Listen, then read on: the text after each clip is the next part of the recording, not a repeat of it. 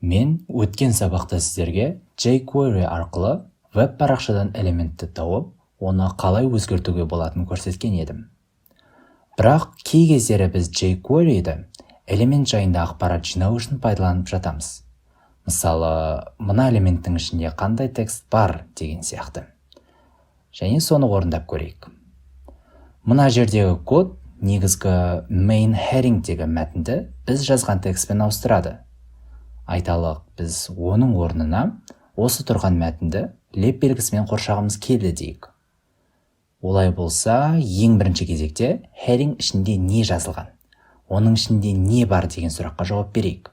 Және оны біз қандай да бір айнымалы ішіне енгізіп қояйық.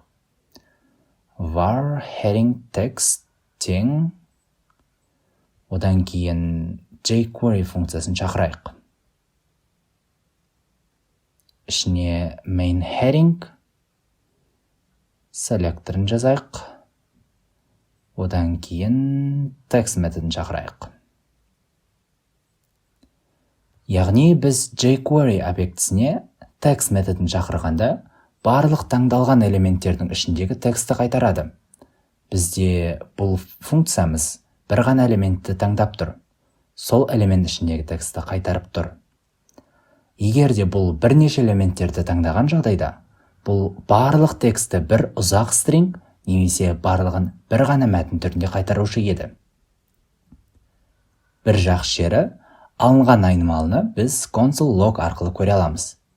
Ол үшін console log heading text. Бұл мәнді көру үшін өз беттеріңізбен браузер дамытушы құрылғыны ашып, тексеріп көрсеңіздер болады. Біз бұл айнымалының мәнін білеміз. Енді бастапқы тексті леп белгісімен қоршай отырып, біз алған тексті орнына қойып көрейік. Ол үшін тағы да jQuery'ді пайдаланатын боламыз.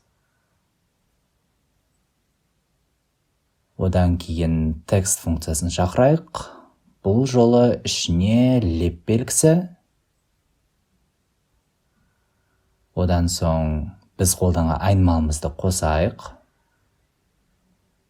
Содан кейін леп белгісімен қоршап қояйық. Енді біздің тақырыбымыздың көңілі әлде қайда көтеріңкі болып тұр. Әрине, бұны біз ең алғашқы мәтінді табу арқылы іске асырдық.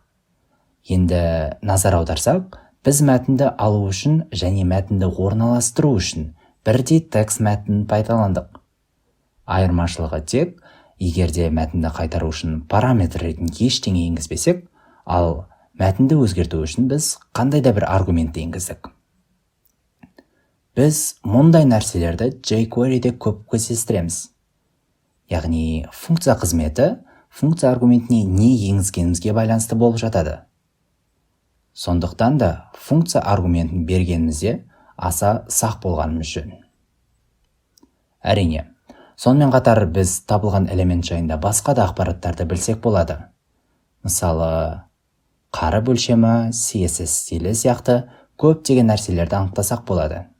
Және келесі сабақтарымызда бұларды міндетті түрде пайдаланатын боламыз.